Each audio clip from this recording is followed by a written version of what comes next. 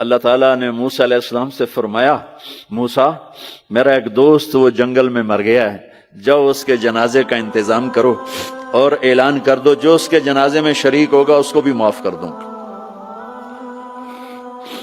کون؟ زندگی میں سوائے گناہوں کے ہے کچھ نہیں، اور آخر وقت کی منت اور خوشامد پہ کیا فیصلے ہو رہے ہیں؟ لوگوں نے دوڑ لگائی، آگے دیکھا تو وہی نوجوان شرابی، زانی، جواری، بھیڑا۔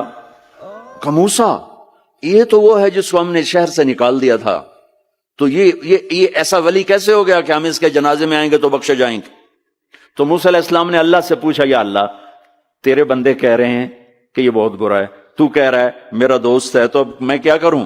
تو اللہ تعالیٰ نے فرمایا موسیٰ یہ سچ کہہ رہے ہیں اور میں بھی ٹھیک کہہ رہا ہوں، یہ ایسا ہی تھا جیسے یہ کہہ رہے ہیں، لیکن جب اس پر موت آئی اس نے دائیں دیکھا، اسے کوئی نظر نہ آیا، اس نے بائیں دیکھا، اسے کوئی نظر نہ آیا، اس نے پھر میری طرف دیکھا۔